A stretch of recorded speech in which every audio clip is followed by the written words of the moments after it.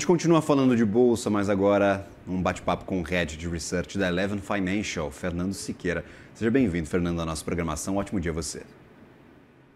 Bom dia, pessoal. Eu que agradeço o convite. A gente brincava, talvez, no começo do ano, com projeções que indicavam o Ibovespa em 160 mil.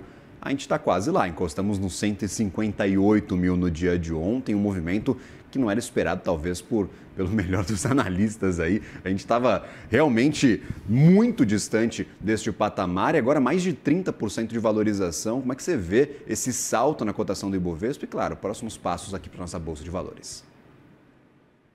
Bom, isso estava dentro do nosso cenário. Nossa previsão para esse ano sempre foi de 150 mil pontos, podendo chegar a 160 mil pontos no cenário mais otimista, vamos dizer assim. A gente está perto disso também, a gente já está perto do final do ano.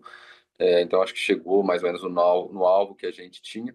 A diferença, talvez, considerando o que a gente imaginava para esse ano, com o que de fato aconteceu, é que a gente acreditava que poderia ser um ano positivo, mas ainda com alguns fatores internos ajudando um pouco mais, principalmente essa questão da queda dos juros. Isso foi um dos fatores principais para a alta, por exemplo, de ontem. Mas ao longo do ano não foi o fator talvez mais preponderante. O mais preponderante para explicar essa alta do Ibovespa nesses últimos meses foi fatores internacionais. A Bolsa Brasileira está subindo, tem subido bem, mas a gente está para trás de vários outros mercados emergentes, como México, Chile, também as bolsas na Europa estão tendo um desempenho bom. Então, assim, é uma alta que, na minha visão, ela é mais explicada por fatores internacionais e não por fatores locais. Esses fatores locais, na visão de vocês, podem aparecer no ano que vem ou a gente perdeu esse bonde e eles não voltam para a mesa? O que vocês estão olhando para 2026? Vocês colocam estes fatores que não apareceram neste ano na conta do ano que vem? Sim, assim, colocando bem resumidamente, a gente achava que se a Bolsa fosse ter esse desempenho tão forte, principalmente chegando Uhum. perto dos 160 mil, que era o nosso cenário base, seria importante que essa questão da queda dos juros estivesse já mais consolidada. Ainda não está, mas não quer dizer que não vai acontecer. Eu acho que vai acontecer em 2026, inclusive isso tem ficado mais claro nesses últimos dias. A inflação tem sido baixa, tem sido mais baixa até do que o esperado, mês após mês. Então, tudo indica que o Banco Central deve começar a reduzir os juros no ano que vem. Então, isso deve acontecer sim em 2026, em primeiro lugar. O segundo fator é uma expectativa um pouco melhor com relação à questão fiscal, mas isso só vai acontecer depois das eleições. Então, acho que o próximo trigger aí que a gente vai ter os juros. Isso deve ficar mais forte no final desse ano ainda, mais no finalzinho, a gente está no fim do ano, mas mais no finalzinho do ano e começo do ano que vem. E depois vem a questão das eleições, se ficar claro que a gente pode caminhar para um cenário de algum ajuste fiscal em 2027, depois dessas eleições de 2026, o mercado aqui pode ter esse fator interno pode fazer com que a bolsa tenha um novo gás aí em 2026. Para 2026, nosso target é de 175 mil pontos, mas eu tenho falado isso algumas vezes, eu não descarto que a bolsa no ano que vem, num cenário positivo, chegue perto de 200 mil. A gente já tinha até falado desse número, 200 mil, no começo desse ano, mas eu evitava falar muito disso, que parecia otimismo demais, parecia que eu estava exagerado e as pessoas não iam muito me levar a sério. Agora que a bolsa está perto de 160 mil, acho que é mais realista falar que pode ser que no ano que vem chegue aí num cenário positivo em 200 mil. Perfeito. E aí, olhando para esse potencial de valorização, você acredita que agora, nesses patamares, 158 mil, ficou muito mais arriscado investir em Brasil? Você tem boas projeções para frente, tá? Olhando para esses 175, 200 mil pontos. Mas investir agora está muito arriscado a ponto de talvez pensar umas duas vezes antes de tomar uma decisão desse tipo? Não, acho que é o contrário. Em geral, assim, eu acredito que os investidores, de uma forma geral, não são bobos, na média não são bobos, tá? Então, obviamente, quando as coisas estão indo mal, a bolsa está caindo, tem alguma razão para aquilo, também quando as coisas começam a ir bem, tem alguma razão para aquilo, tá? Então, a bolsa subiu bastante, mas ainda continua barato. Acho que pouca gente participou da festa, vamos dizer assim. Teve bastante fluxo estrangeiro esse ano, como eu falei, porque foi uma alta baseada em fatores internacionais. Mas os fundos locais estão tendo resgate ainda. Os fundos locais estão pouco alocados em bolsa também. A indústria de fundos hoje ela foi muito para o lado da renda fixa. Acho que tem muito ainda para vir para a renda variável, para os multimercados, se o cenário continuar melhorando do jeito que está melhorando. Então, eu não acho que é tão arriscado. Eu acho só que, assim, obviamente, um pedaço significante da alta já aconteceu, porque também era muito mais arriscado você fazer a posição nesse ano de 2025 com a informação que você tinha. Olhando para frente, com a informação que você tem, vendo que o cenário está melhorando, eu acho que o risco é mais baixo. Tudo bem que o potencial de valorização não é tão alto, não acho que vai ser, não é tão simples assim você voltar a subir 30% em 2026. Mas eu acho que tem ainda um potencial de valorização razoavelmente maior do que o CDI em 2026, se confirmando esse cenário que a gente está falando de queda de juros. E que com eleições, não precisa nem ser um grande fator positivo, mas só a eleição não atrapalhando. 2026 teria tudo para ser um ano positivo também. Perfeito. Tem a tal da teoria dos mercados eficientes. Às vezes eles não são tão eficientes assim, mas as informações elas estão ficando com um pouco mais de qualidade. Elas estão sendo colocadas na conta para os preços dos ativos.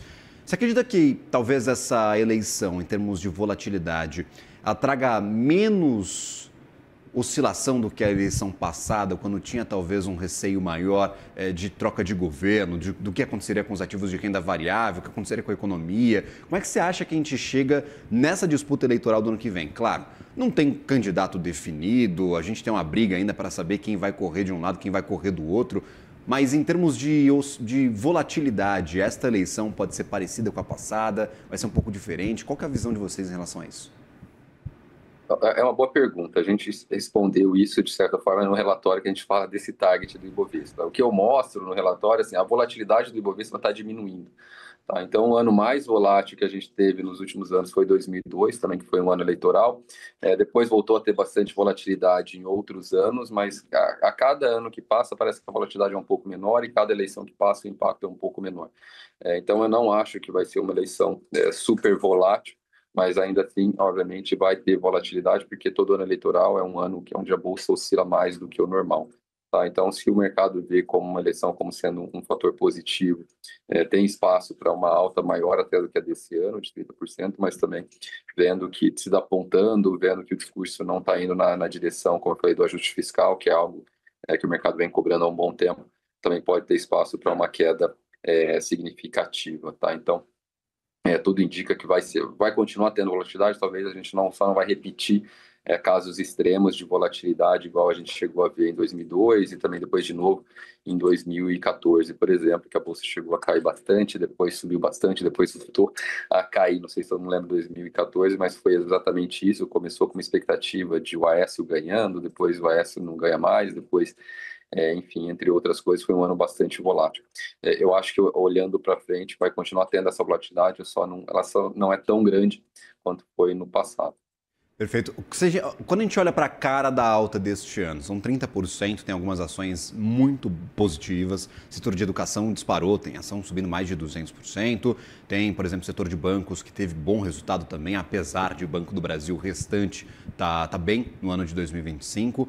Olhando para a cara desta alta, dá para a gente desenhar talvez um pouco da cara de 2026, o que ficou de fora da corrida, o que acabou penalizado ou não subiu tanto, tem commodity ainda muito pressionada, Petrobras negativa neste ano e foi o grande motor, por exemplo, de anos anteriores. O que você enxerga de perfil de valorização do Ibovespa em 2025 que pode ser utilizado para a gente olhar para o ano que vem? É uma boa pergunta, assim, esse ano, inclusive as nossas carteiras aqui na Eleven têm tido um bom desempenho, em parte porque, por mais que eu falei que a alta é alta por fator internacional, é um ano de preços de commodities baixos, de real apreciando, então a gente estava evitando commodities nas carteiras, estava muito mais apostando em nomes como bancos, o próprio setor de educação foi um setor que contribuiu bastante para a boa performance das nossas recomendações.